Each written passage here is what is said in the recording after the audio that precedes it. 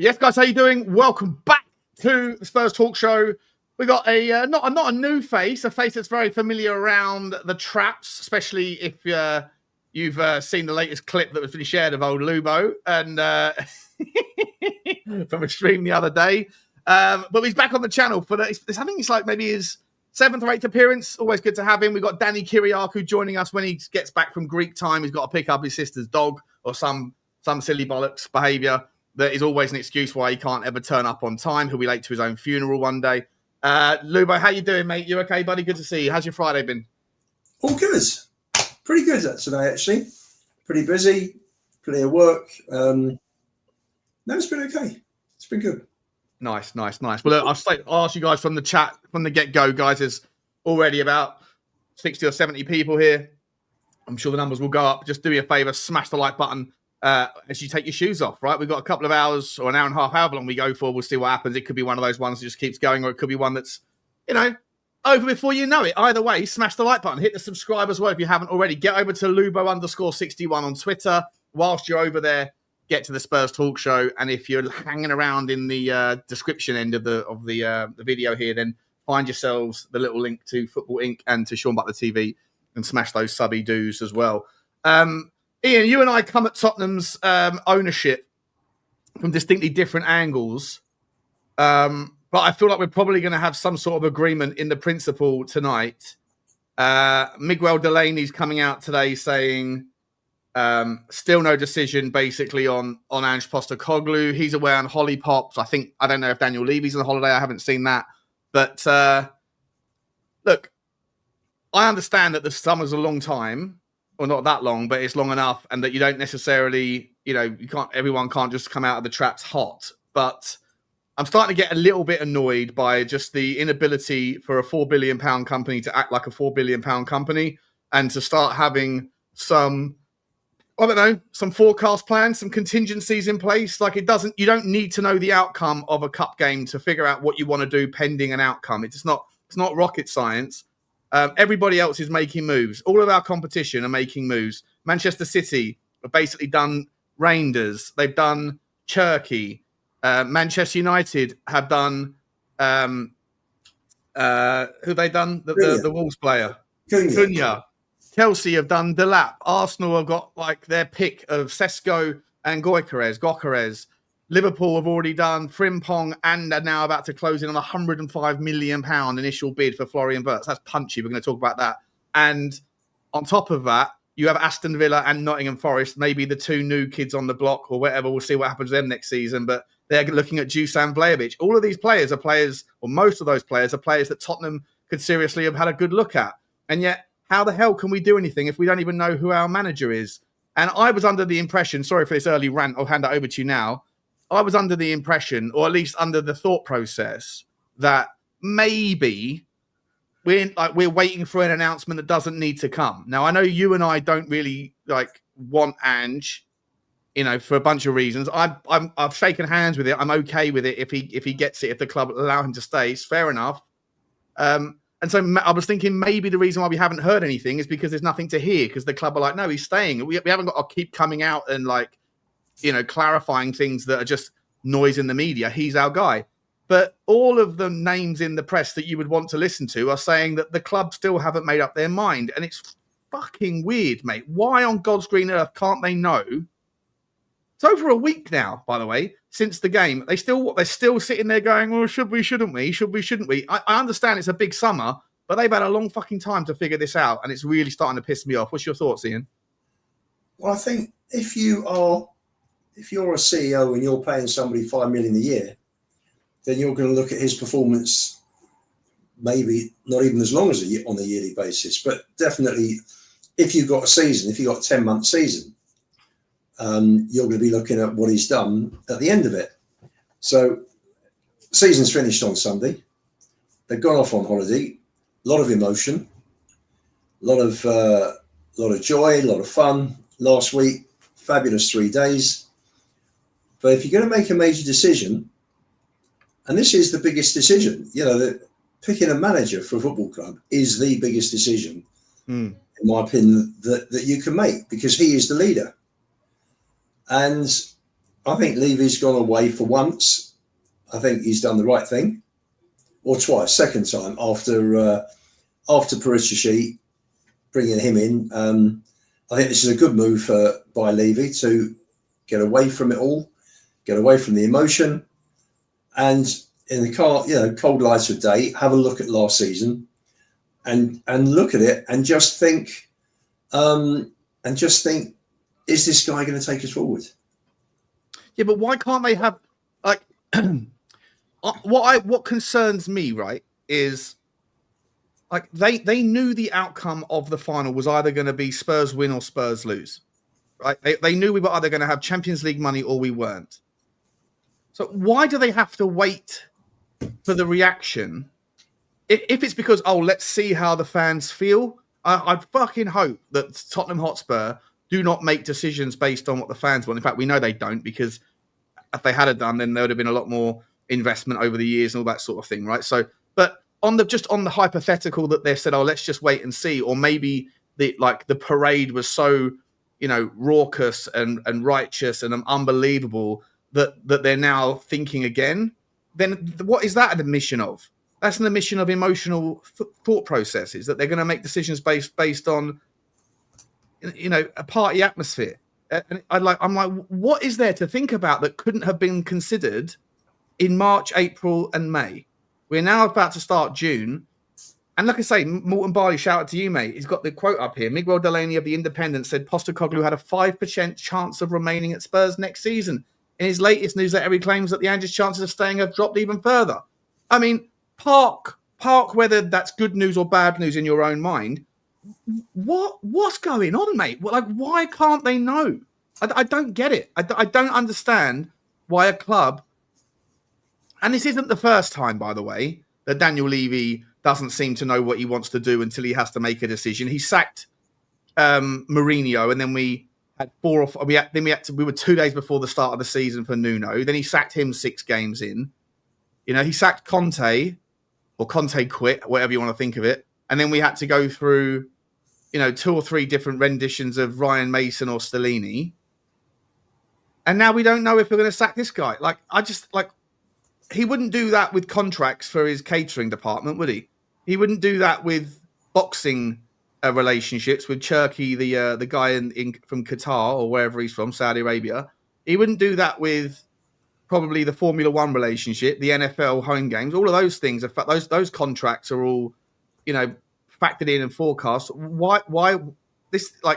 This is probably you're probably thinking this is music to my ears, Sean. Like me saying this stuff that's a criticism of Levy, but to me, it reeks of amateur hour when it comes to the most important person in the match in the football side of the company.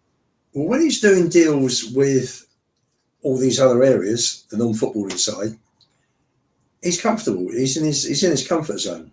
He's not in his comfort zone in football. Knows nothing about football. Has no feeling, no empathy. Just nothing about. He would have looked at the celebrations going on last Wednesday in Bilbao and last Friday at Spurs, and just wouldn't have understood. Just wouldn't have got it. So he's out of his comfort zone. He's always been out of his comfort zone, and this is why he's not succeeded as a chairman for 24, 25 years. There's no long-term policy. Nothing's put in place. There's no, I've been on shows before and I've talked about Ajax as a prime example of they bring professionals, they bring ex-legends in who understand the Ajax ethos and what Ajax means. And managers are built around that ethos. There's no Poch, then Jose, then Nuno, then Conte, then Ange. Flip-flopping around different styles of football. That's another good point, actually, about the continuity of the philosophy, for sure. It's a good point. Yeah. This is how Ajax play. They find managers around who will play that type of football. We don't do that. There's just because the guy isn't a football person. It's not his fault. It's not a criticism. The criticism is, why don't you bring someone in who knows football, that can run it for you, knows the game, understands, learns about the history and traditions of the club, and then goes to work accordingly. So for me, that's the problem. So this is no surprise. This is no surprise for him to have been organised, for him to have everything in place and know exactly what he wants for the end of the season. Why would he? He's just not. He's just not knowledgeable. Well, okay, so is that then is if we and I'll run with your thesis. Is that then by extension of that? Is the possible answer to why the lack of clarity because we're waiting for a football guide to be officially revealed or unveiled in the guise of Vinny, who starts I think on Sunday or Monday probably, and or Paratici, who can't even get here until July the 1st.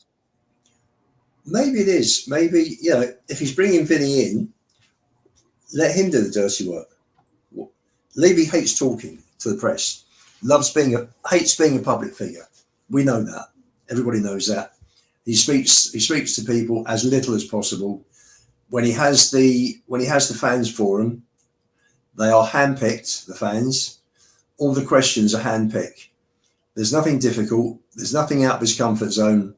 They're all acolytes. Everything's simple. You hear about chairmen that go out to supporters clubs all over the country and sit down with fans. This is something he has never, ever done. Well, he did it once, didn't he, after 10 games? Brilliantly timed. And then that was the downfall, wasn't it? 10 games of Ange, we got our Tottenham back. And then that was basically the nail in the coffin. And it went after that, didn't it? That wasn't to the general. That wasn't a sit down with the general fan base who had different views. It was handpicked. I know what you mean. That was all pro Levy. Yeah, fair enough. Yeah, but I mean, look, at the same time, I mean, I dread to think what would happen if Daniel Levy had to face a question from you, mate. I think he'd be in his shell very quickly it'd be the first and last time he ever did it because, let's be honest, there's a lot of I think that no disrespect to you, mate. You're a very intelligent guy. I've got a lot of respect for you as a person. I love your Tottenham takes on the players and everything else. But when I see the anger that boils up inside you when I'm on Sabbath show and just the name Daniel Levy pops up, No, I'm fine tonight. I can imagine if there was if you were in the same room as Daniel Levy, there'd need to be security on guard. No, not at all, not at all. But I would welcome a sit down with him for half an hour, and just to try. I bet half the fan base would love to have a chat with him for half an hour. And just to let him know, I spoke to someone he knows quite well a few years ago, and I said, Daniel could be an icon at this club. If he actually went out of his way and, people could see that he was committed to the club, he'd be loved forevermore. He'd, go down in history as a major. What, just communicating more? If he had done, Sean, I mean, this was quite a few years ago. I don't think so, mate. The guy just looked at me, didn't want to say anything, obviously loyal to Daniel. He could have been an icon quite easily. Chose not to be. Well, I think he could be an icon. I think he could. You know what? He's had a lot of PR wins recently, right? A lot of PR wins relative to United with the way that he handled the staffing, getting out to the game, the tifos, the flags in Bodo, the flags in the home for the home game, the flags in Frankfurt, all that stuff, even the flags for the Brighton game. Little things like that, the big and small things, little things that cost nothing to the club in reality, sure, but kind of generate some sort of good momentum and good feel. Yeah. I think he's had a lot of little micro moments, and obviously he is the chairman that's won, something we haven't won for 40 years. So as I said, I'm not going to get stuck into the does the buck stop at the top argument thing because there's no point. We've been over it a million times. But if for those people that think it does, then he's also going to have to win some brownie points in that regard. But what I would say is that I feel like the momentum to me right now, and I can see it in the comment section. People that were very positive and happy a couple of days ago, they're saying things like, I've just skipped through a few. Just got a bad feeling about this summer. I've just got, I've got some, just feel like it's going to be a difficult one. Yada yada yada. So here we go. There's one there. I've got a horrible feeling this will be a dreadful summer. There's another one as well from I think PH said it as well. I just feel like what would have been amazing is if even if they said no, we're sticking with Ange, right? You know, we're giving him like, yes, the league was unacceptable. Everyone knows that, but we're going to stick with the guy because he's created an energy around the dressing room, which is just hard to kind of put into a template, hard to bottle. And on that basis, we're going to give him. We're going to carry on, and we're going to see how we do. But you know, obviously, the league performance has to improve next year. And then, if that was said straight out of the gate, everyone could have their opinion on it. I think most people that are Ange out could at least understand the method to that madness, and then come out of the gate with a monster signing, or at least a monster attempt to sign straight away. Like Tottenham are interested in Cherky. Tottenham are in discussions with Cherky alongside Manchester City. Tottenham are fighting for Brian and Bremo. Tottenham are trying to battle with Chelsea for Liam Delap. Whatever. But it feels like everybody else is coming out of the traps on like a steam train, and it feels like we're running into a brick wall because we're kind of behind the eight ball. Because it seems like if these reports are to be believed, Ian, that the club doesn't even know who it is that's the captain of the ship, and so. You know, how can you get the passengers on board if you don't know who's driving the plane or who's going to pilot the boat, captain the boat? Sure. And I think that's just a bit of a faux pas on his part, because I think that if this continues over the next few days whilst he's on his holiday, you know, you could wake up in like middle of June and most of the low hanging fruit's been taken. You know? Very easy. I do think it'll get sorted early next week. I think Vinny's coming in. I think there'll be an announcement from him personally, and we'll go from there. You know, there's got to be clarity. You know, it's one thing looking at it saying, fine, he's halfway through a 4-year contract. He's just won the Europa League. If the club don't have to say anything, Ange gets back next week from his holiday, he starts work, starts sitting down with the recruitment team, and they start looking at players. I'm sure Spurs have been speaking to players already. You know, there wouldn't be that amateurish. You know, and the guys in the. No, I think Lange has been around long enough to know that you've got to start talking to players months and months before the transfer window starts. So I'm sure. Do you think the Paratici's definitely coming back? It looks like it. There hasn't been an announcement yet, and his ban finishes. 29th of June. 29th of June, is it? Yeah. Yeah, okay. Yeah, so I hope so, mate. I hope so. Do you know what's really interesting, right? I was looking on Twitter tonight, and I ended up going down some rabbit hole of like follow this person, then see what else is followed, and then I ended up on some random Bayern Munich page, right? That's full of obviously English-speaking German Bayern fans. And they're all saying, so apparently the story is that Leroy Sané is, so he dumped his agent just as he was about to enter pre-contract negotiations, and he hired Pini Zahavi. And Pini Zahavi said, we want X amount. And Bayern said, we can't match those demands. And then I didn't know this, but Bayern really want him to stay. And they said, I'm wondering whether this is all a tactic, and work with me here. But so he said he wants this, and they said no, it's too much, we can't do it. And then they said, well, we're not going to. I think his name's Ulrich Heiss or something. The guy who's like the old Oliver Kahn, CEO of Bayern Munich or whatever. He said, we're not going to change our mind, so that's it. He's leaving on a free. And then apparently tonight, now Bayern Munich have come back to the table and said, actually, we'll give you another offer. We'll try and meet you in the middle or whatever. We'll try and work it up. And so all the Bayern Munich fans are going, first of all, fuck Sane. And second of all, fuck Bayern. If they're going to go back on their word, it sets a horrendous precedent. And I wonder whether the reason why they're doing that is because they know that if he doesn't go to Bayern, if he doesn't stay at Bayern, he'll come to Tottenham, and then Matisse Tell gets sent back. And they don't want Matisse Tell. They want Tottenham to take Matisse Tell off their hands. And obviously... they don't want to have to pay Tottenham the 50 million or whatever it is that they owe us. So they're hoping that we'll go either with plan A or plan B. But if plan A is Sane, then that's the reason why they've gone back on their word and actually re-entered negotiations. What are your thoughts there? Sounds logical, doesn't it? Mm.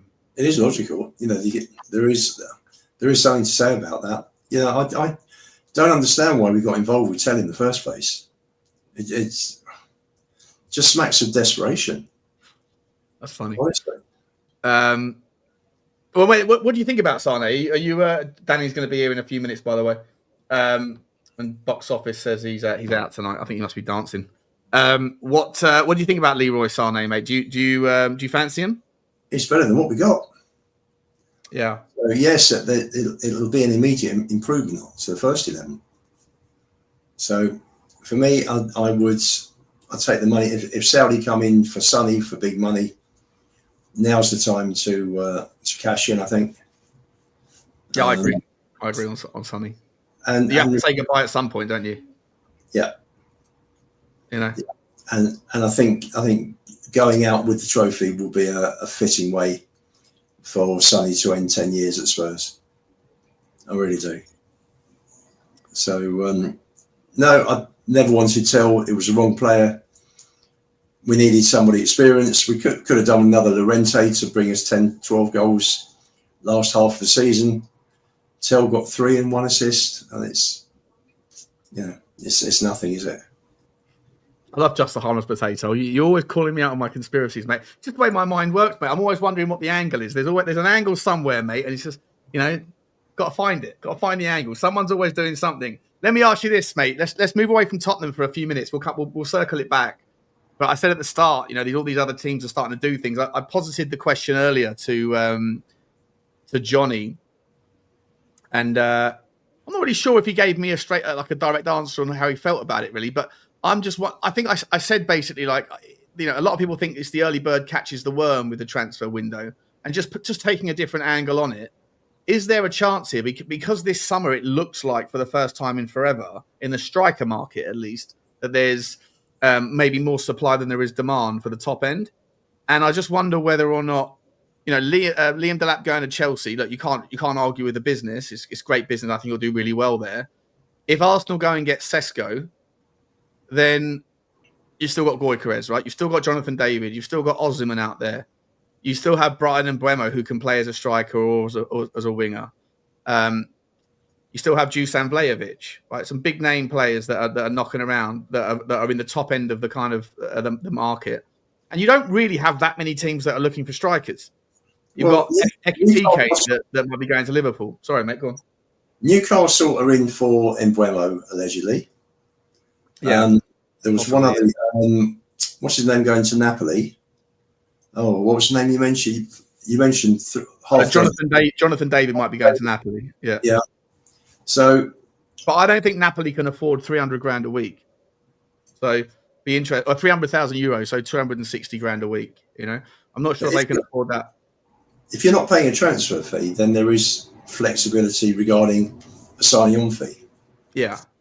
Yeah, I think his agent wants 10 million and the player wants 15. So if you make that 25 million, let's say you sign him on a 5-year deal, just for argument's sake. So that's 25 million euros, and then 15 million euros a year. 75 million, 15, 34, 75 plus the 25. That's a 100 million euro deal for 5 years. So 20 million euros a year, which is essentially 400 grand a week, all in, right? Yeah. In euros. So 350 euros.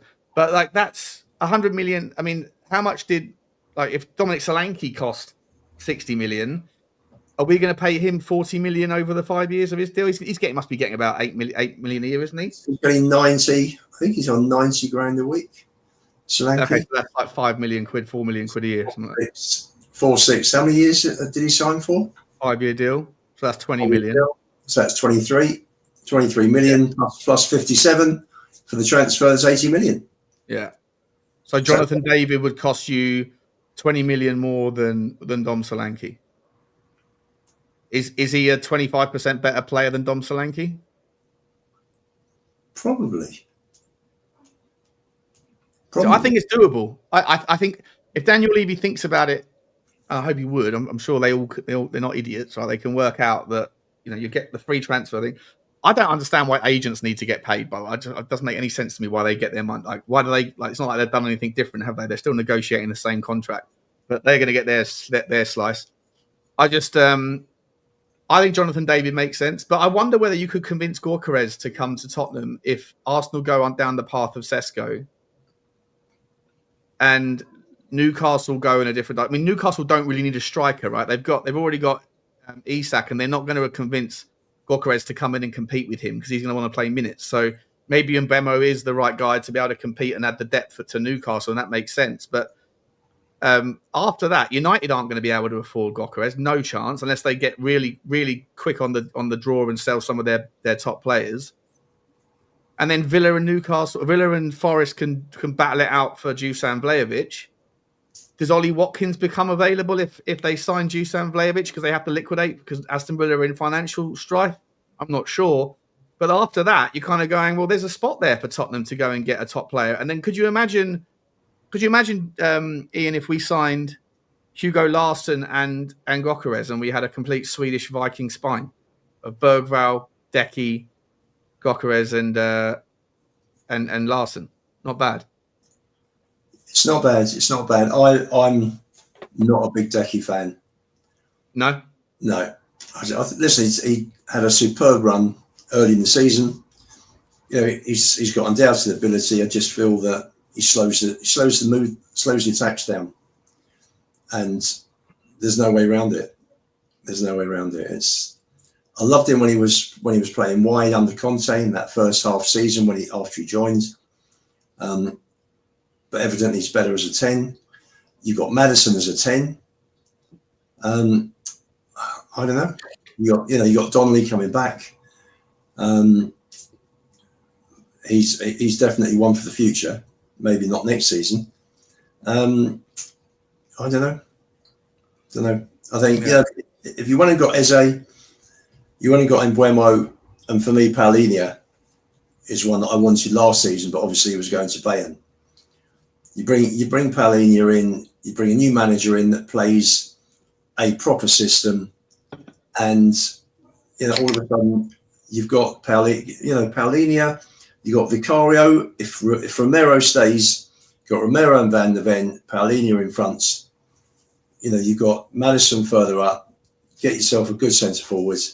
You've got a brilliant spine. All of a sudden, the whole dynamic for the team changes. My computer cut out there for a second. Did you say Eze as well? Did you say? Yeah, I love Eze at Spurs. Yeah. You think he's going to come?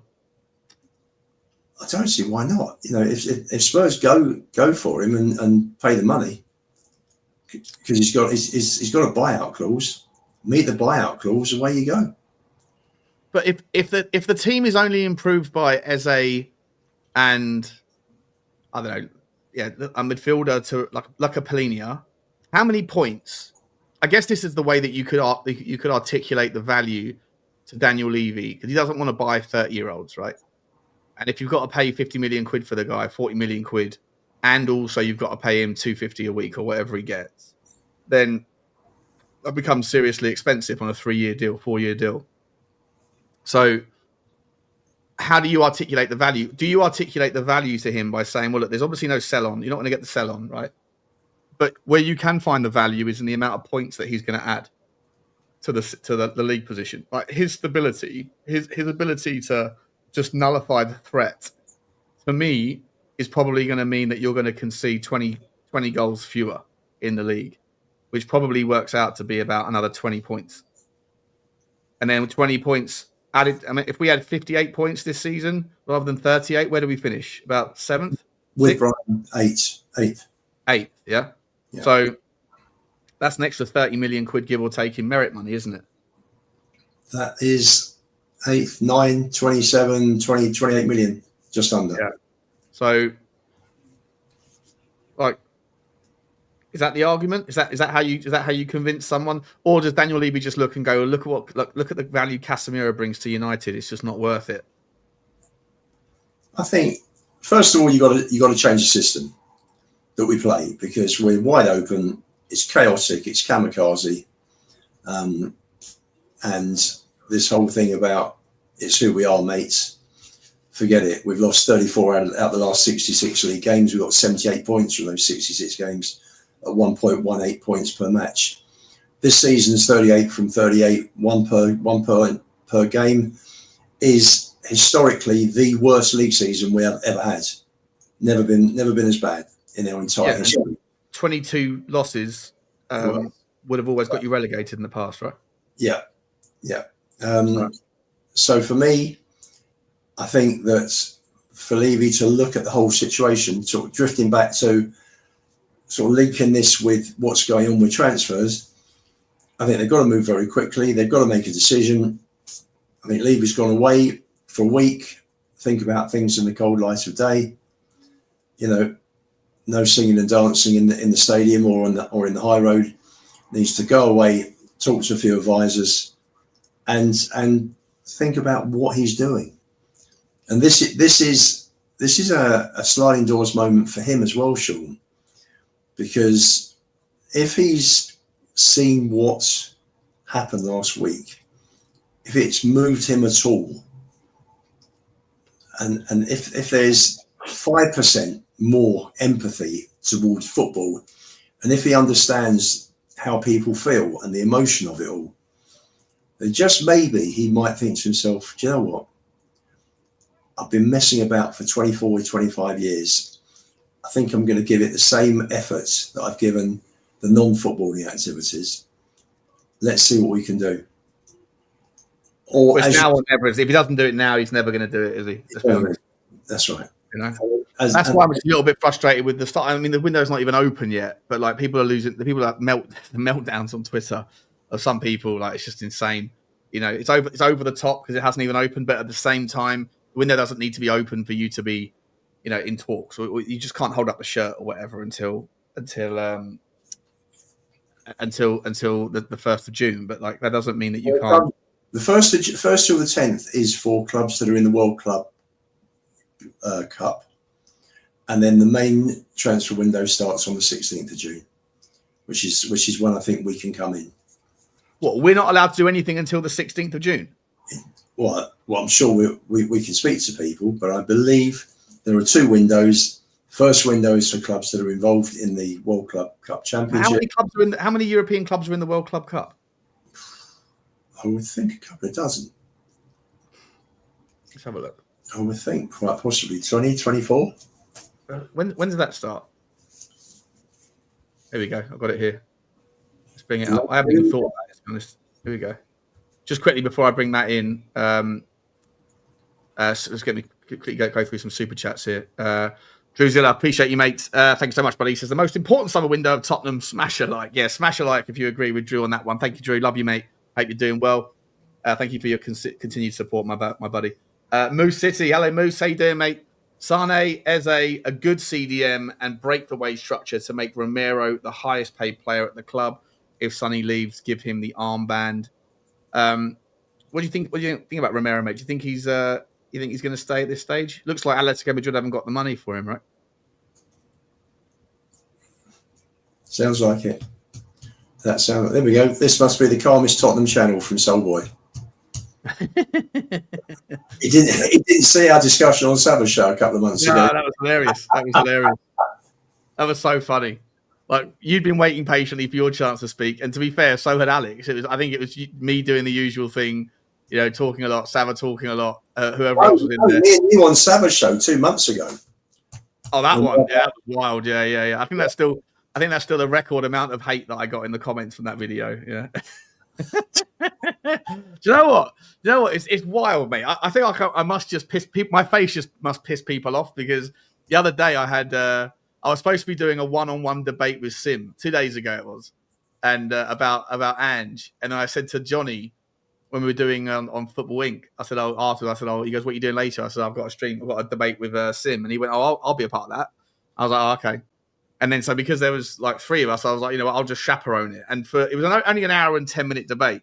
And for about 55 minutes, I sat on my hands and I let Johnny and Sim go at it. And I couldn't then help myself. I had a couple of beers. And in the last 10, 15 minutes, I decided to like chime in and give my take on it a little bit. And it did become 2 versus 1 at the end.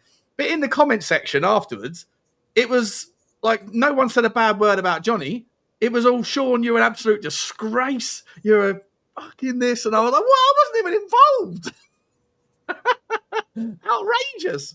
But yeah, cheers, Moose. Yeah, look, I mean, I don't mind if you want to give Romero the armband, fine, fair enough. And if you want to give him the, I don't think he speaks English well enough though, so I'm not sure if that's necessarily a great thing. But if you want to give him the highest paid thing, yeah, make it whatever. Yeah, listen, if we can keep that back five together and add one more centre back in there, I think we'll be, and maybe a fullback, then we've got a really, really top draw back line, probably second or third best in the league. But thank you for the super chat. Phil saying, what's your opinion on Matisse Telshawn? I've said it before, mate. I really like the player. I understand that the output isn't there, but I see something in him. I really do. I think, I just trust my gut on it. Can I make an argument that's based on stats or whatever? Probably not. But sometimes in life you just have to trust your gut, and I really like him. However, not at 50 million quid. If it was at 15 million quid and a percentage sell on or whatever, then I'd be okay with that. But also, if there's other players out there that we can get in that are a better fit and that are going to be able to be ready for next season, because I think Matisse Tell might be a player that's a slow burn. And so, yeah, I like him, but not at the current price point. It looks like we're going to be negotiating on him. And like I say, I do think there's a conspiracy there. I do think that maybe Bayern Munich are trying to keep Sane so that they can force Tottenham to deal with Tell. Soulboy saying this must be the calmest Tottenham channel. Yeah, appreciate it, mate. It is tonight, mate. It is tonight. Thank you very much for the super chats, guys. Let's get back to the Club World Cup thing here, mate. Let me get rid of that overlay. 1 second. What are we doing here? So is it a table format? Oh, there's 4, 8, 12, 16, 20, 24, 28, 32 teams. Like a mini World Cup, isn't it? Oh, it is actually literally a World Cup.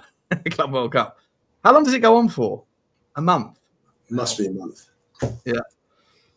So you've got Al Ali from Saudi, Inter Miami from America, Palmeiras and Porto, Atletico, Botafogo from Brazil. So there's 2 Brazilian teams already.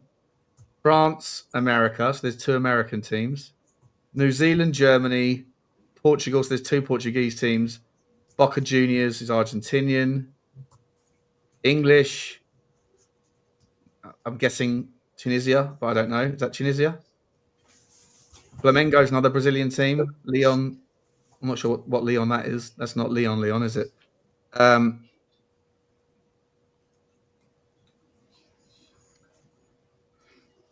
There's only Man City.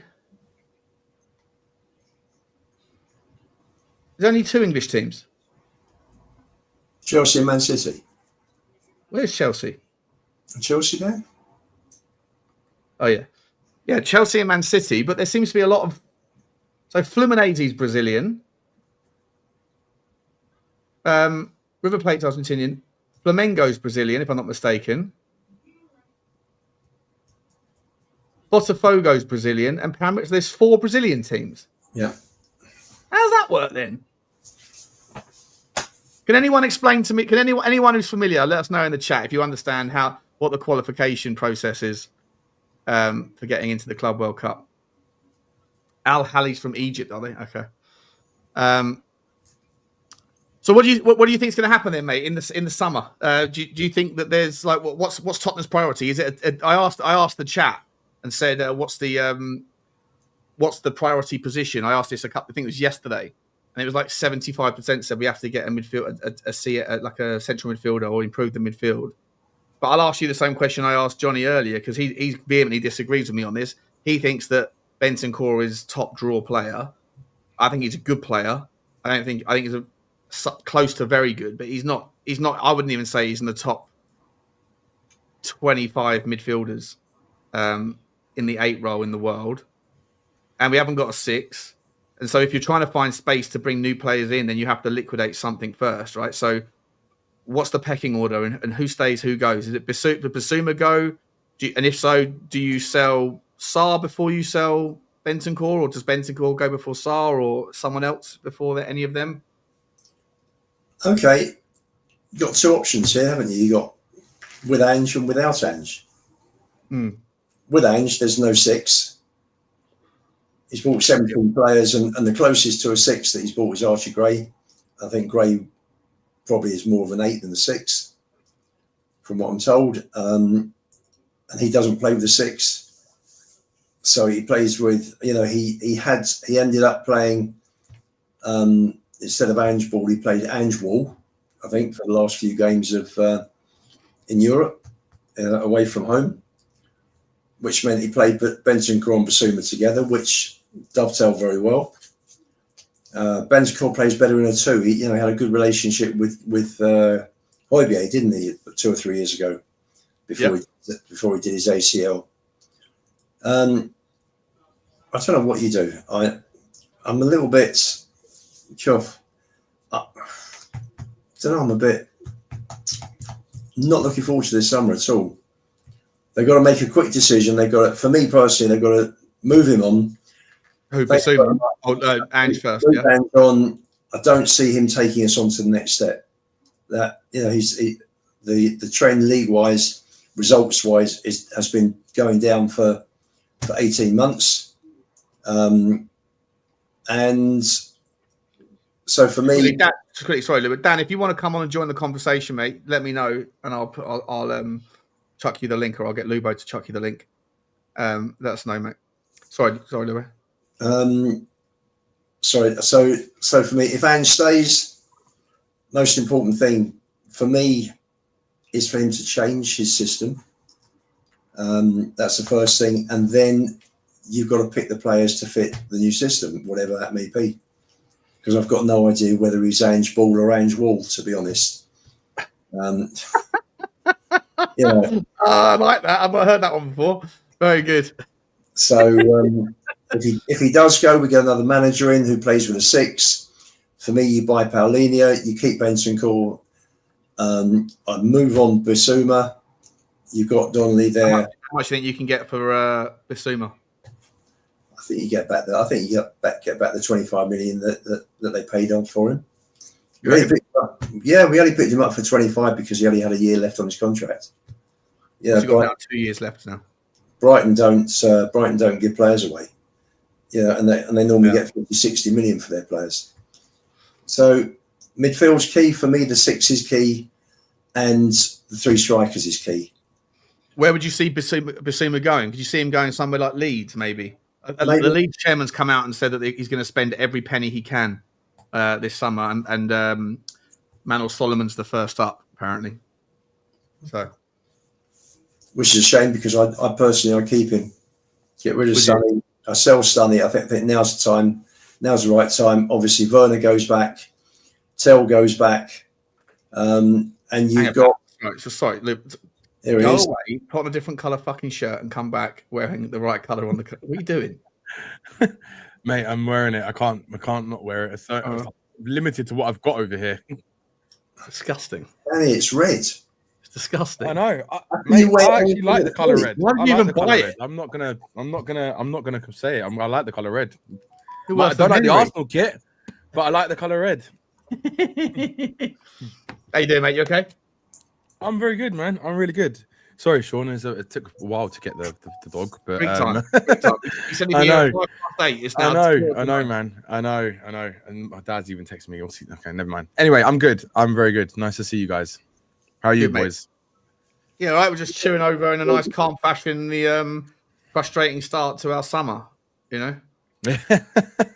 Well, it hasn't even started really yet, has it? It started for everybody else.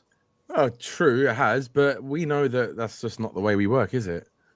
I mean, I wonder, we don't even know who the manager's going to be at the moment. There's reports today and saying that apparently Andrew's set for a 7 million payoff and stuff like this. Some reports were saying this. 7 million? Yeah, I read one report came up on Google today on my phone, and I was reading it. It's like apparently Daniel Levy still hasn't decided what he wants to do with Ange, but if he goes, he's going to give him a £7 million payoff. So who knows? They've got to sort this manager situation out. They've got to come out very quickly and start doing business if they're going to keep him or not. It doesn't matter who's going to be in charge, because if everyone else is doing business, we've got Arsenal, Liverpool, Man United, everyone's doing business. Chelsea are doing business, and we're the only ones who are sitting around doing nothing again.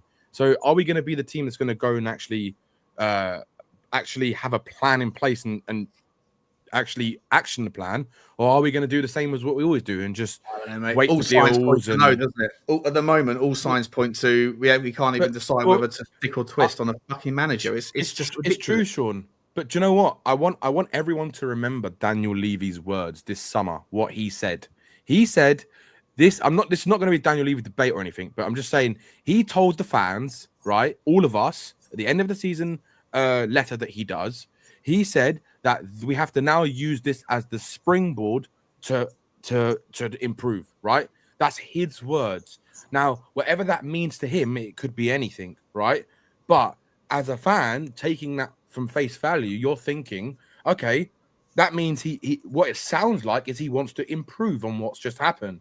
So what does that mean? Does it mean we're going to go and get another couple of youngsters in and one signing that goes into the first team? Or are we going to actually do what Ange has been saying? And we need experience. Ange said we need we're in the Champions League, so we need Champions League experience. So it remains to be seen. But I'm trying to be hopeful, as the Spurs fan that we all are, to have that kind of hope that we are going to do something different that we haven't done before.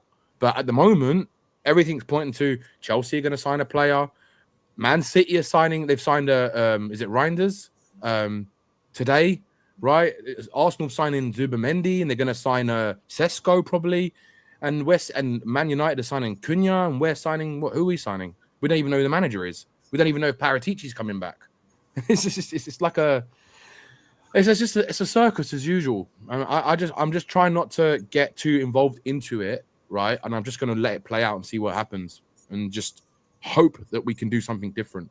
If you leave people to their own events, their own outcomes, then this is what happens, right? You get 700 people sitting around watching free content, and they can't even be bothered to smash the granny out of the like button.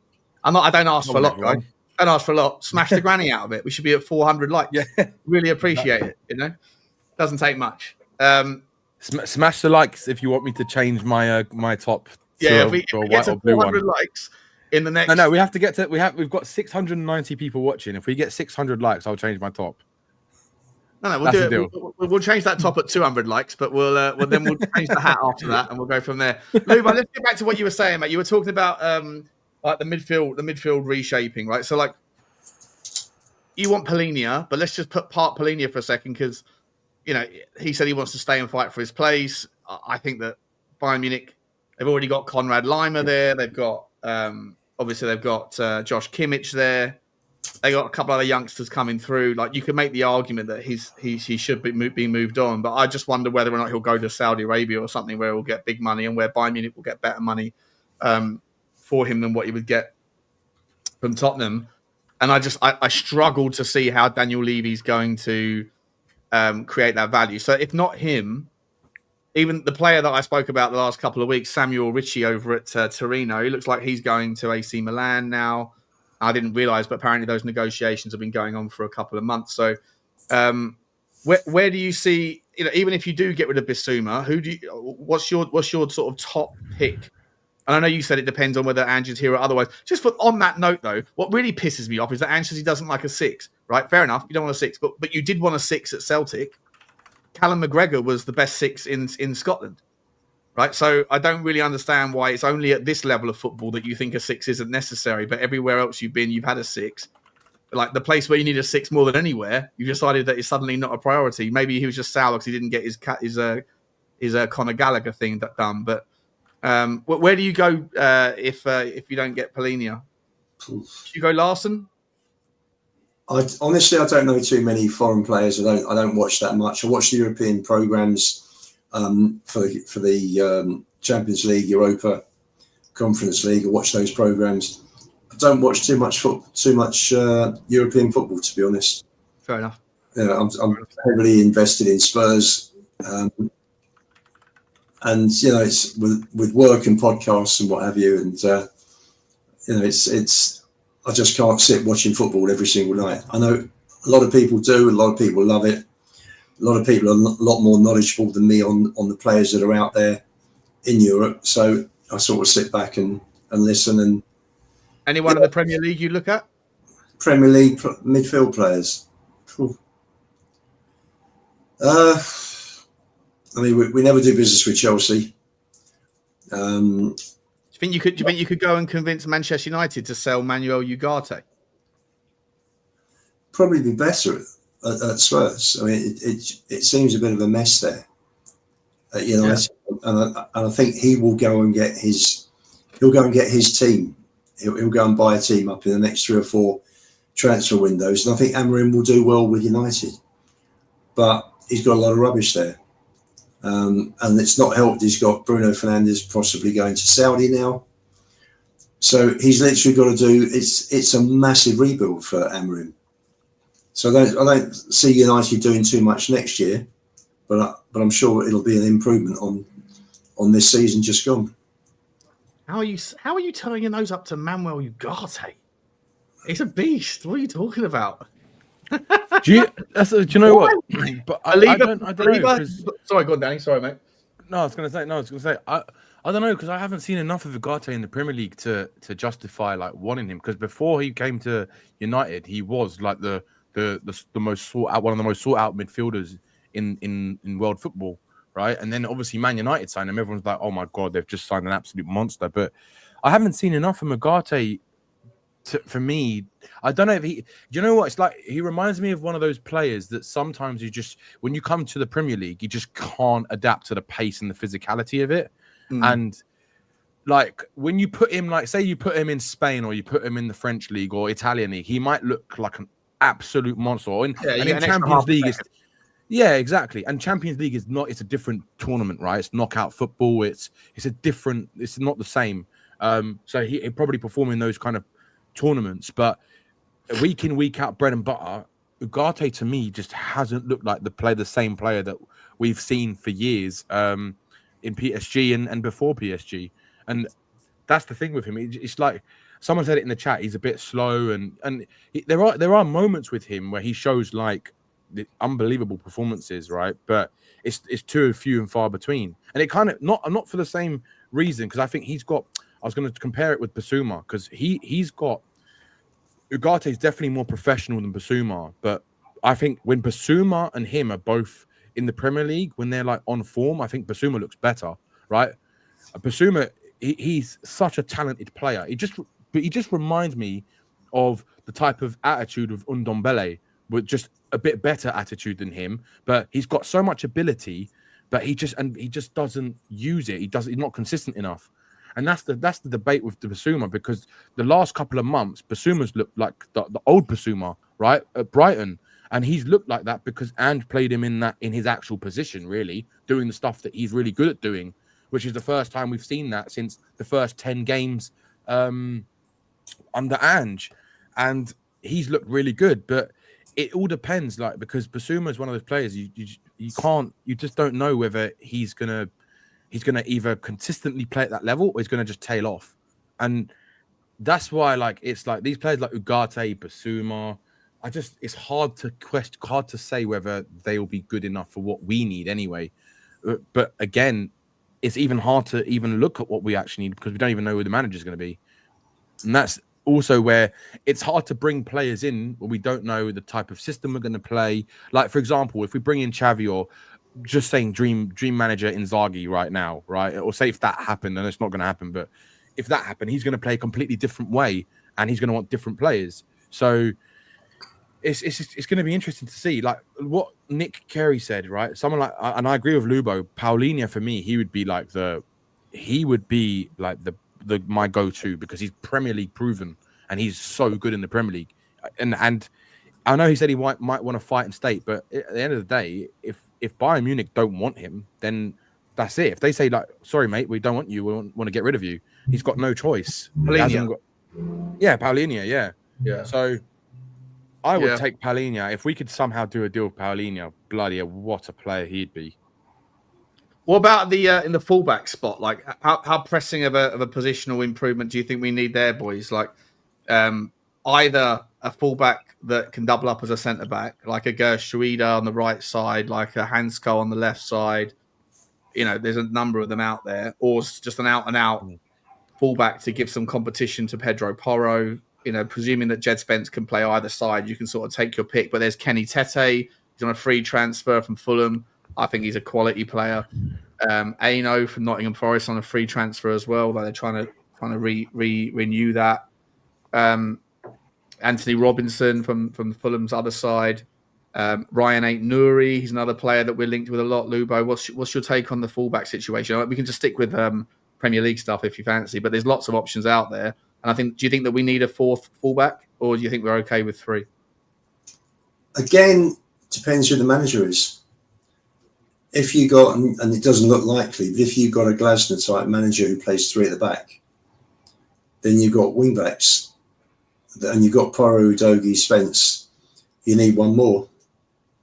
If you don't, then for me, if you're going to play 4 at the back, I'd play Spence at right back. I think on a one-on-one, there's no one better. When he's motivated, yeah, I feel like he fell off at the end of the season there a little bit. I felt he was. I think it was just demoralised. He came back. He had the bit between his teeth. Wanted to prove a point. Best player for 3 months. Most consistent player for 3 months. And as soon as Udogie came back, he's on the bench. And you just think to yourself, well, yeah, it's really bad man management, isn't it? Really bad man management. Yeah, terrible. Another big rip by Ange. Yeah, players have got to. You can't just bring players back in. They've got to earn their place. And if the guy who's wearing the shirt is playing well, you stick with him. I agree. So 100%, I agree with that. I thought the way you treated Jed Spence, he even came out. First of all, he tried to take the credit for Jed Spence's kind of like immediate impact. Hey, Poochie, what's that guy's name? You're on mute. It's Bowie after David Bowie. He's a pug. Hello, Bowie. Hi, mate. I like pugs. Very cute. Oh, they're the funniest dogs. They are, yeah. Because you never know where they're looking. Are they looking at you? Or are they looking at someone over your shoulder?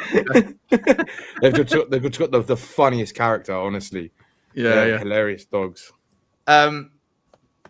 With regards to his man management of Jed Spence, I feel like first of all he tried to take credit for it.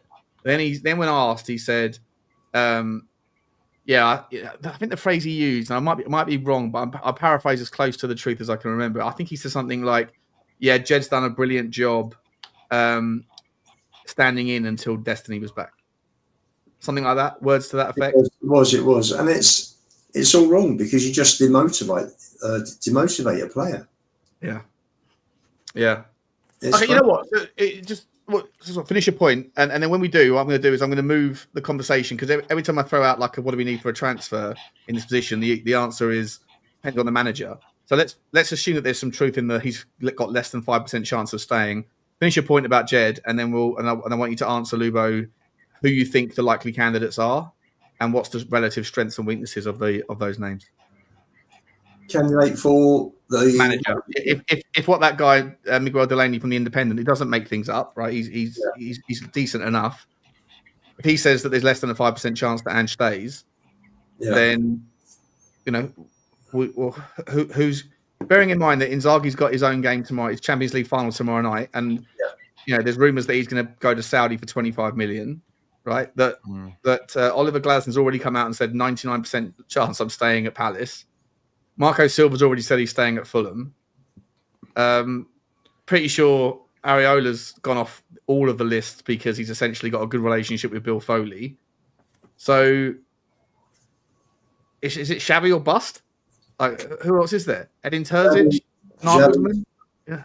Not Nagelsmann. Nagelsmann came and spoke and wanted to bring his whole team in, I was told. And Levy said no, so that was that. You've got Thomas Frank, who is a very good, very, very underrated manager. And for people that think he's more of a pragmatic manager, Brentford were the 4th highest goal scorers in the Premier League this season. Do people want to pick up? Like, do people want to come and play for Thomas Frank though? Are we going to be able to convince? My honest opinion on Thomas Frank, right?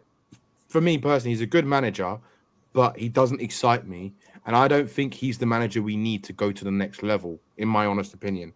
I think he's the type of player, he's the type of manager, I think will give you some more like tactical variability, basically. So he definitely will be more tactical than, say, Ange is, and not as Well, not as rigid as Ange is, right? But I just, for me, yes, he's a good manager, but do we really believe that Thomas Frank's going to take us to the next level? And is he the type of manager that's going to attract? He's never won anything, has he? He's never won a thing in his life. Ange has won way more than him. So why would we? What are we supposed to be? Are we a club supposed to be aspiring for a mid-table Brentford team, or are we a club that's supposed to be aspiring to go? Like everyone I've been speaking to, Sean, right? Like Sava and everyone else, they said that they want someone to come in. They want Tottenham to be a club that's competing at the top, right, on a regular basis in tournaments, in trophies, in cup competitions, and in the league, right? Is Thomas Frank going to be the guy to do that? In my opinion, no, I don't think so. I share your concerns. He's definitely tactically adept. Yeah, I think he's a good manager. I think he's a good manager, but there's a never-ending list of managers that have come from bottom half of table teams, got their chance at a bigger team, and then haven't done anything, meaningful. Yeah, like never-ending list. Put it this way, Sean. If he got Brentford, I know he's got Brentford playing in a really good way, right? But if he, designed to win, Lou said Frank would get you 8th regularly. That's the kind of manager I see. That's the kind of manager I see Thomas Frank. I see him as that type of manager who you'll be in and around the 6th to 8th kind of position, right? Have Brentford even been in Europe? No. And this is the thing, Sean. Like, why are we going to hire a manager? Let's be honest, right? Why, if people want Spurs, right? All this arguing about Ange in or Ange out.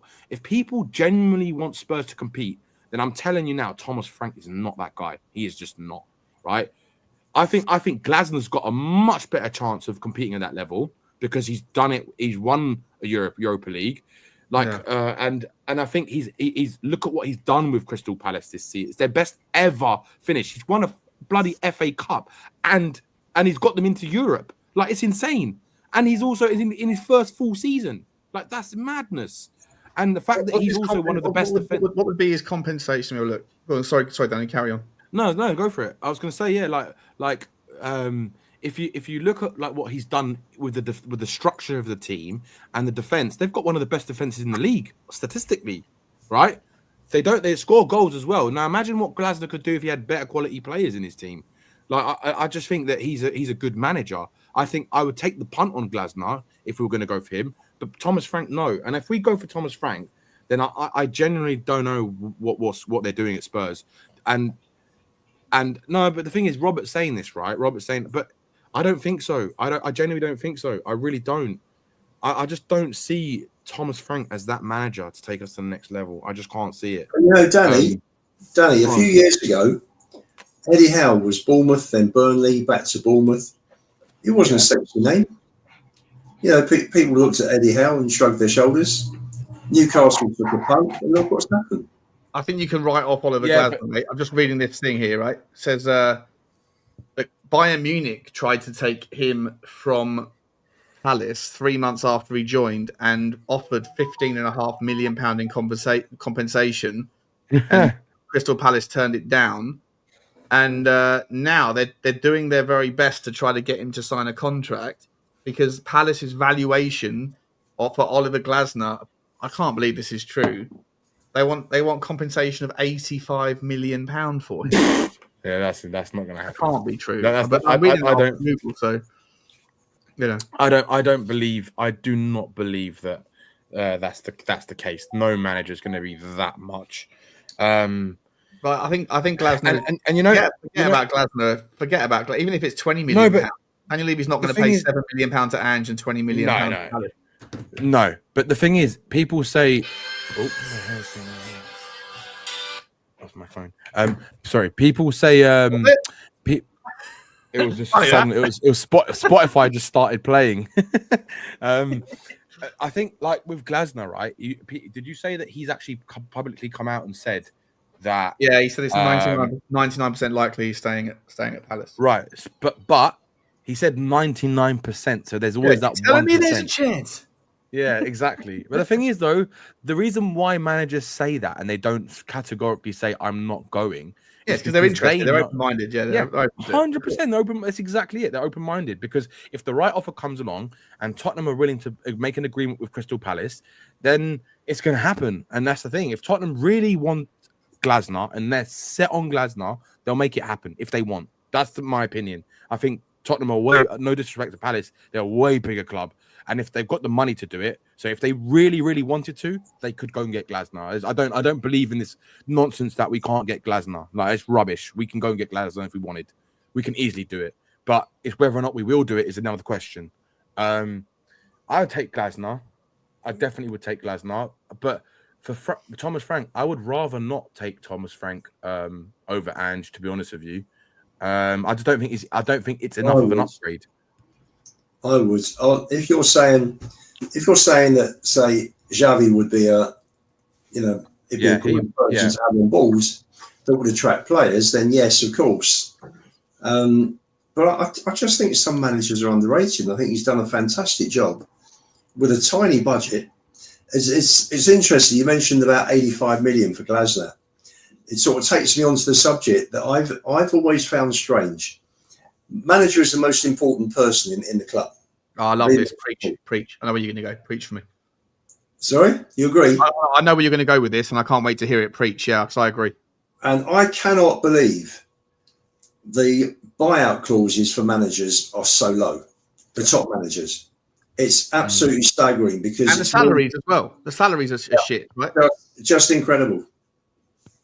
Yeah, I completely agree. Like, if you're sitting there going, everyone's got a price, right? Name me, I said this earlier, name me one thing, this is in the words of Heisenberg, name me one thing that isn't negotiable in life, right? So you go, well, how much would it take to get Jurgen Klopp? Oh, he's never going to manage another English team. Would £30 million a year change your mind, Jurgen? Yeah. It's true. Right? 100%, Sean. 100%. I'm not saying you pay £30 million, but like if you're going to pay £15 million a year for Jonathan David, you'd pay more than that for Jurgen Klopp, wouldn't you? Yeah. 100%. 100%. But Jurgen Klopp said he's never going to manage another team in the Premier League, didn't he? After he left. They all say that, mate. They all say that. It's true. It's true. It's true. Like, you know what, Sean? You just kind of, what you just said actually just makes complete sense. Like, if Tottenham San turned around and said, all right, Jurgen, we'll give you 30 million a year. Is he really going to turn down 30 million pounds a year? No. I don't think so. I don't think Imagine so. what you could do. Anyone's turning down 30 million pounds a year. £30 million you ever spent. Yeah, it's like money talks. Always dirty cash. I want dirty cash. Yeah. Moose is back in with a food chat. Thank you, Moose. Really appreciate you, mate. I think that Mbeumo is an important play to go after. It's upsetting we ain't going for him with his prices. Yeah, 50 million quid to get him. Transforms our forward line, right? Can play up the left, centre, play in the 9, can play off the right. In terms of like stack rank, is Mbeumo, however you say it, is he ahead of Sane, guys? I would prefer Mbeumo, however you say his name, Mbeumo. Just because he's progressed in the last 2 years each year. Like last season he was really good, and this season he was even better. I would definitely take him. I wanted him for the last few years, to be honest. I think he's a great player, and he's at a good age. He's like 26, isn't he? I think he's 26.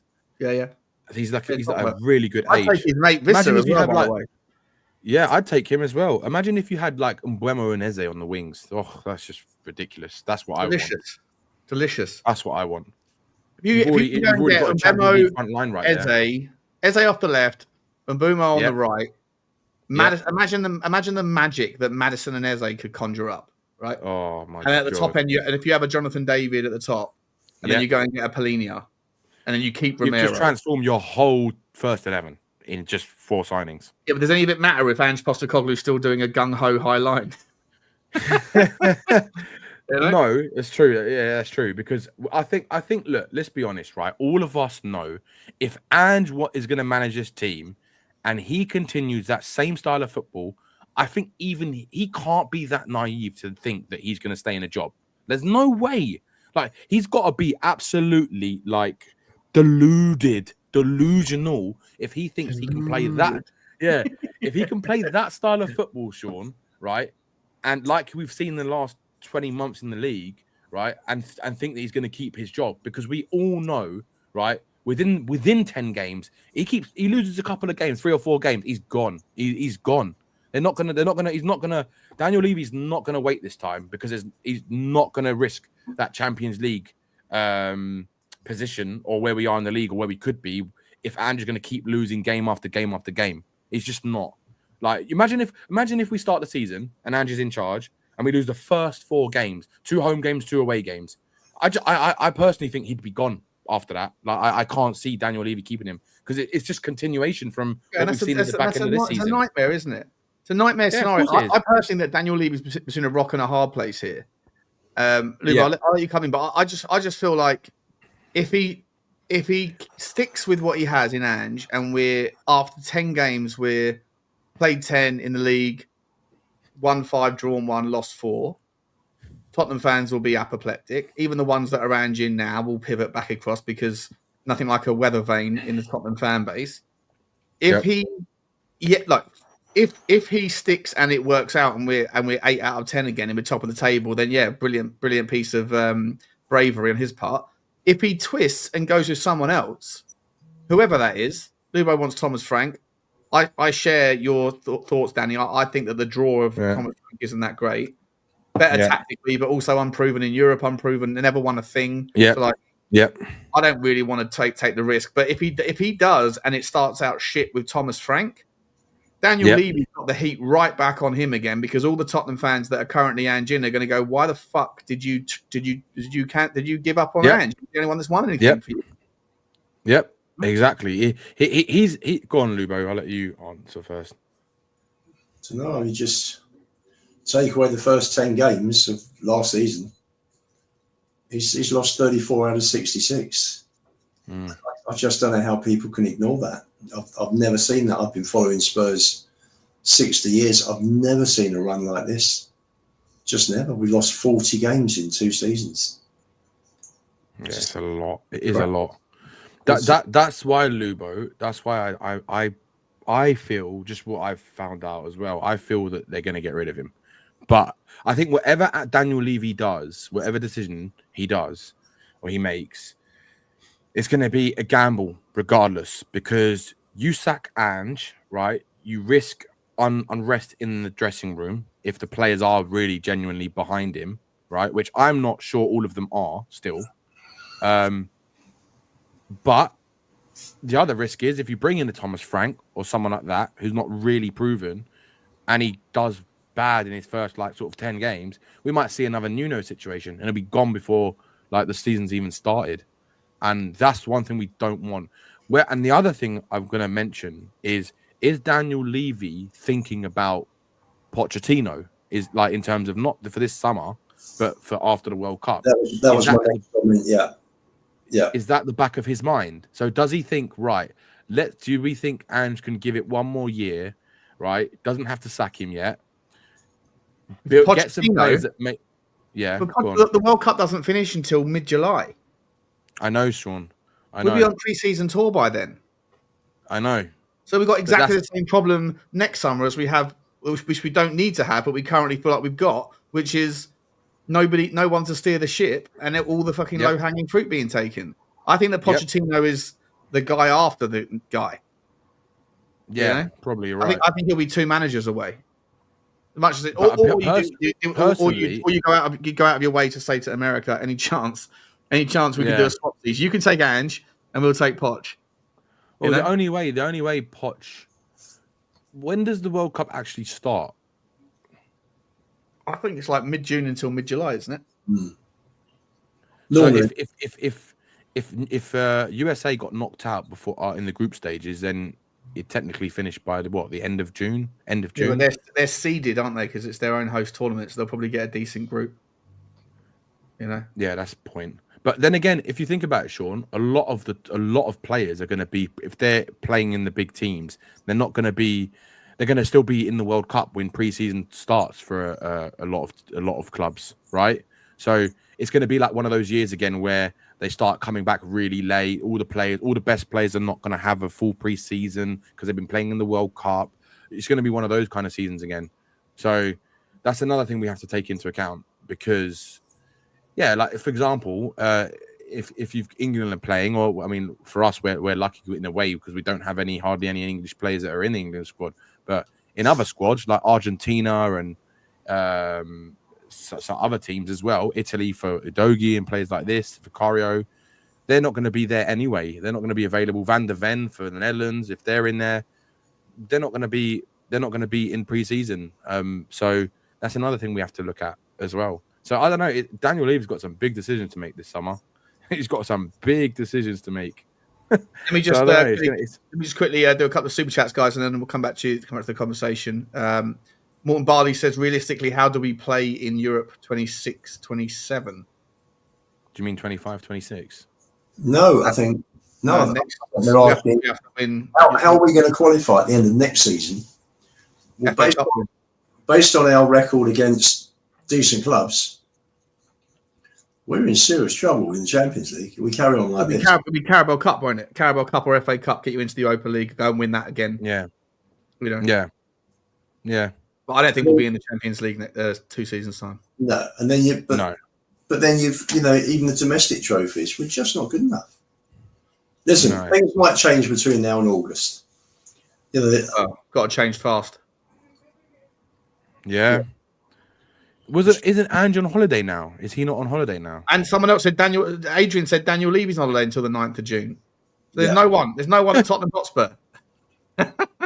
Fuck's sake. Who said you can have a holiday? Why don't you fuck off in October for a week when the transfer window's done? What are we doing here? Or on an international break, and now everyone else is signing top players and stuff, and we're sitting around twiddling our thumbs. Soulboy says, regardless what players we get, it's pointless. Ange is still here. It seems to be the thought process of Lubo. So Lubo, you would take basically anyone. And is there any managers that you're like that are linked with us where you go, nah, not interested? Would you take Marco Silva from Fulham? I know he's already said he's committed to Fulham, but would you take him? Not particularly. No. Would you take Iriola? No. No, don't think I would. Would you take Edin Terzic? Possibly. Would you take? I know you mentioned that Nagelsmann already turned us down before, but Nagelsmann was my first choice beginning of last season. Yeah. And Levy managed to lose Nagelsmann, lose Slot, and somehow finish up with Postecoglou. Would you take McKenna? No, too soon. No. Yep. Would you take Gasperini from Atalanta? He's just retired. Not retired, he's just resigned. He's 72 years old, but he's a fucking tactician. He's a great guy. He's good. I don't think he speaks English, but he's a great guy. Probably not. Yeah, I'd love to see what he could do, but I just think he's 72 years old. He's an old man. Harry back. Harry Kane? No, Harry Redknapp. Harry Redknapp. If Harry Redknapp came out of retirement, I'd take him back. That'd be good fun. Hello, boys. I'd actually fucking love that. We'll get Nico Crenshaw back and Jermaine Defoe, and and the transfer deadline day, and he's top lad. Bring Joe Cole out of retirement. Yeah. We'll get them all. We'll get Frank Lampard back in the mix, and get my boy Jamie Redknapp. Jamie will come back. Jamie is a coach. Yeah, jobs for the boys. So Harry, I generally would take. I'd generally take Redknapp. I'd generally take him. I think it'd be great crack. Would you say? Let me ask that in the chat. Go on, Lubo. So what you gonna say? Yeah, so would I. I think everyone would take Harry Kane back. He's still fucking world class. He's unbelievable. But do you know? I don't know. Like, do you know when you're actually, Sean, when you're actually looking at the talking about the managers that are available, there isn't really much out there that kind of stands out, really. If you think about it, like I mean, Nagelsmann's definitely not coming because he's the manager of Germany. Oh yeah, someone else put that. Oh yeah, Niko Kovac, isn't? What is he? Is he manager of Dortmund? I thought he was a free agent. Who? Niko Kovac? Yeah. I don't know, to be honest, mate. Not entirely sure. Let me just do this other super chat.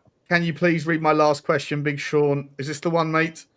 Do you think we even win a game in the Champions League with Ange in charge?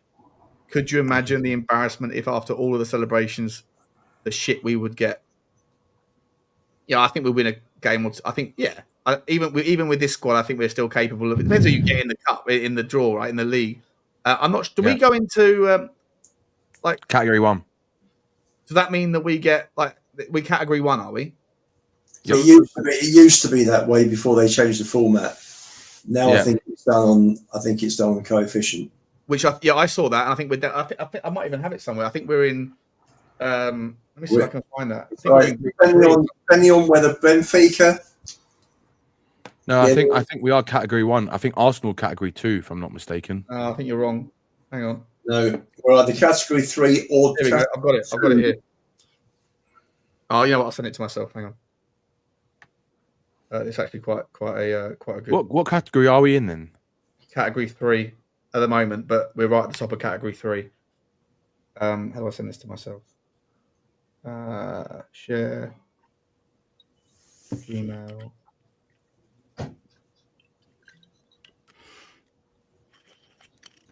Right, I'll get this.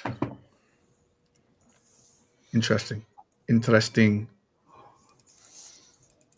we go.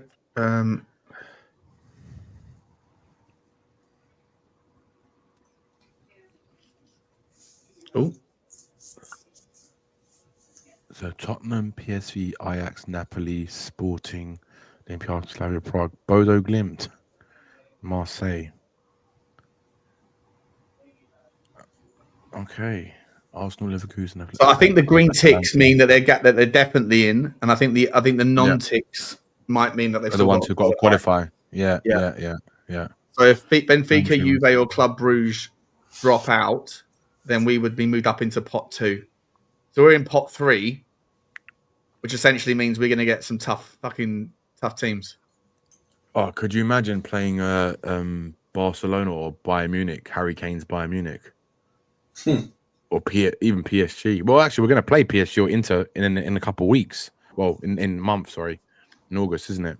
Or does it mean do you play 2 teams from pot 1, 2 from pot 2, 2 from pot 3, and 2 from pot 4? Is that how it works? Yeah, I think so. Okay. Yeah. Oh, so then it doesn't really matter. Even if you're Real Madrid, you can still get City and Bayern Munich if you're unlucky. Okay. Yeah, basically. When is the Champions League format? I do like the new format actually. This year's Champions League has been really exciting. Who could we beat? Who could we beat? Could you beat anybody in pot 1? Eintracht. We beat Eintracht. Bodo Glimt. Let's start with pot Ajax. 1.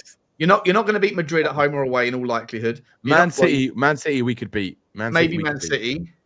Probably not Munich. Probably not Liverpool. We beat Liverpool this year. In the cup. Yeah, but it's a tough one. Probably not PSG. I know. Probably not Inter. Probably not Chelsea. Maybe Dortmund. Probably not Barcelona. So maybe two home wins out of pot 1.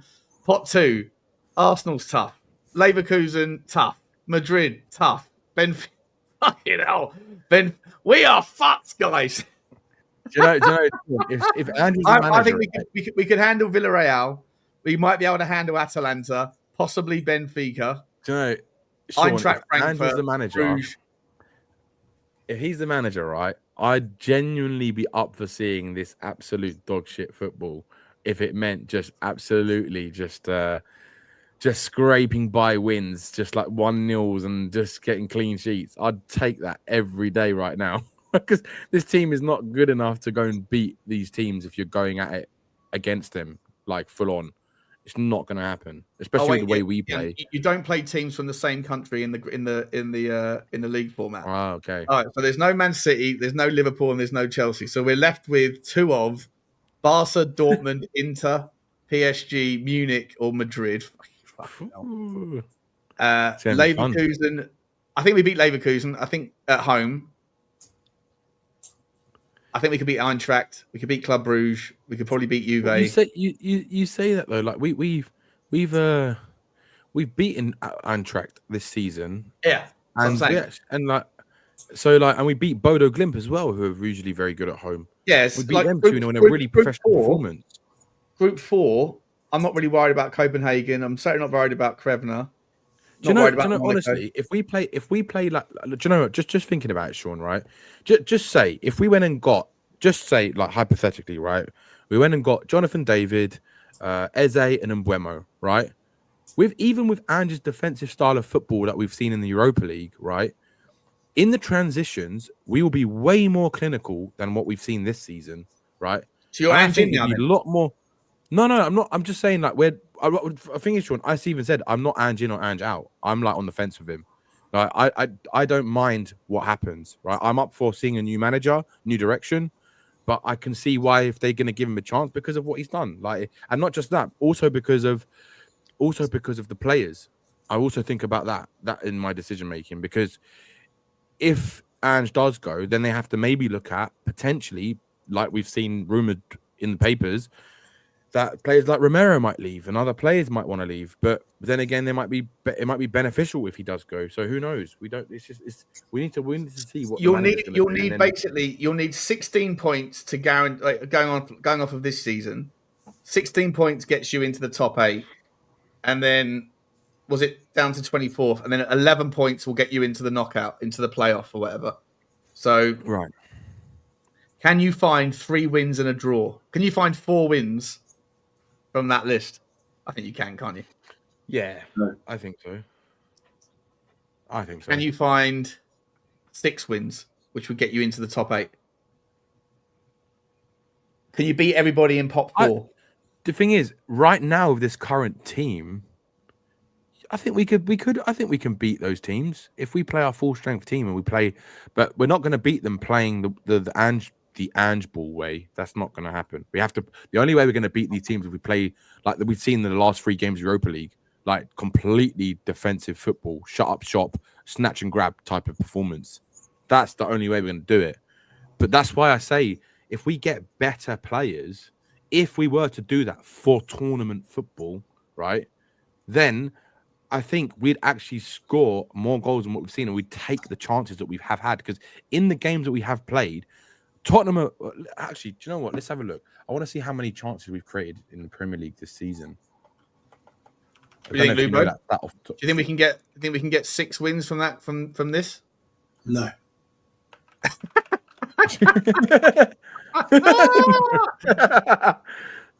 No. Yeah, 6 out of 8's tough, isn't it? Not a chance. We didn't get 6 out of 8 in the Europa. No, you're right. We didn't. See, in big chances created. Hold on, where is it? Let's have a look. Big chances created. We were 10th in the league this season. 75. Brighton 77. Newcastle 81. Brentford 83. Palace 85. Aston Villa 90. Man City 91. Arsenal 91. Chelsea 93. Liverpool 112. So Chelsea with 93 big chances created. So that tells you if Chelsea had better, more clinical finishers, they'd be really good. Yeah, that's what they got in Liam Delap, mate. That's why Chelsea are going to be right up there next year. Yeah, I think so too. I genuinely think so too. And the thing is, and even Newcastle have only created 6 more chances than us. 6. That's it. 6 more big chances than us in the whole season, right? But they finished. Look where they finished and look where we finished. That tells me that if we actually have, just going by the stats, if we have more clinical players, like far better players than Dominic Solanke, the son that we've seen the last 2 years, and Brennan Johnson, and you see someone like an Eze, you get someone like an Mbuemo, and someone like a Jonathan David, I think we'll be way further up than where we are. I can't see if Ange can see that. I don't know if Ange can see that we genuinely need way better quality. And I think that's what the problem is, because Ange signed off on players like the Solankes and these kind of players. And it's like they're not really players that any one of us would have wanted to sign. And we spent a lot of money on them as well. Like we spent 160 odd million on Richalison, Solanke, and Johnson. I mean, I'm always going to love Johnson for what he did for scoring that goal, even though it was dodgy. He didn't score the goal. He didn't get a nick on that. He's claiming it. Oh, just like I'm claiming Helga, but she never takes it back. No, I think he did get the touch. When you look at it from the other camera angle, from the behind the goal, you can see the ball's going. He just clips it. But I think, like, I'm not saying Ange is the best manager, but I just think we'd be doing way better if we had better quality. And that's the decision Levy has to make. Whether or not he's going to stick with Ange and go and get better quality, right? Which I don't believe we're going to get better quality than what we've already got, personally. Like, can you really see us go and sign Mbeumo and Eze in one window? Oh, I can't see it. Lubo, what do you think? It's up to Levy, isn't it? Same again. Yeah. Same story every year, isn't it? Yeah. But do you think we will, mate? No, don't think there's a chance. Leopard doesn't change its spots, does it? Not a chance. You're right. One-word answers, mate. It's unusual from you. It's unusual. Yeah. Until he goes, nothing will change. But Yeah. what do you think then what do you think, Lubo, about the manager situation? Do you think we're going to get rid of him? Do you think Levy's going to get rid of him? I think he will get rid of him. I think he will too. I genuinely think he will too. I just think, I just think when you look at the quality of the teams we played, and then you can, we were comfortable. That none of the teams, maybe not even Frankfurt, would have finished top 10 in the Premier League. And look how we did against the top 10 in the Premier League this season. So, we beat Brentford, who finished 10th, we beat them twice. And for the top 9, we won 2. Yeah. We won 2, drew 2 and lost 14 against the top 9. So, you just got to look at it. And you just got to look at the quality of the opposition that we played and the results we got. And that gives you a fair idea of where we are as a team. So for the people, and I just want to answer MJ Marquez, talk about the past year. If we were top 4 and we won absolutely nothing, would I be happy? No, I'd rather be like Chelsea, who were top 4 and they won a cup. And Newcastle were 5th and won a cup. And you should be able to fight on multiple fronts. Why is it always one or the other? I don't get it. Mm. Why can't we be that team that win a trophy, even if it's the League Cup or the FA Cup? As I've said on many people's podcasts, football's like life; it's memories and moments. And we all had a fantastic time last Wednesday. Whether it's in the lounge, in the pub, in the grounds, wherever it was, everybody will remember it. The parade was superb, and these are memories that that will live with me for the rest of my life. But and to think that we're going to win a trophy every season now is totally unrealistic. In our best years between 61 and 2000, we won 9 trophies in 40 years. So there were 31, 32 years. If you I think Tottenham, what's Tottenham's average? Is it every 10 years we win a trophy or something like that? Well, between 61 and 2000, it was every four and a bit years. So every 5 years. That's not bad that's actually not bad, to be honest. Bloody excellent. It's a different world, though, isn't it? Yeah, it is. Of course, it is now. You got to compete with money. But Danny, we are the most profitable club since the Premier League started. So for me, there is no excuse. There is no excuse. It's not in marketing the Premier League, wasn't he? In the way that it's been marketed. He was one of the pioneers. That's what he saw. He saw that opportunity when he bought the stake in Tottenham in 2000, 2001? Yeah, 2000. Yeah. Groundbreaker, mate. Groundbreaker. Yeah. You know what I'd fucking love to see? You know what I would fucking love to see? As well as everything else we need to do this summer, just find the cheeky 20 million, right, and do 2 things with it. One, go and buy a fledgling data analytics firm that knows what they're doing, a sports betting data science company. There's dozens of them. One that's established. Go and plug it in. Do what Bloom has done and all those guys. Don't just use Y Scout or whatever else and let Johan Lang fit the data to his bias. Let the data speak. And then also go and buy a fucking company. Go and buy a football club for 3 million quid in fucking South Denmark or in Iceland or in somewhere like that. And let's start plugging into the world of multi-club ownership again, because we were groundbreakers on that too. And it's a useful tool to have to be able to send your players out on loan, bring them back, having played a system that's familiar to what you want to achieve. Once you've got your ecosystem organized, that would be exciting. That'd be nice to talk about. But Boys, So- I think we've.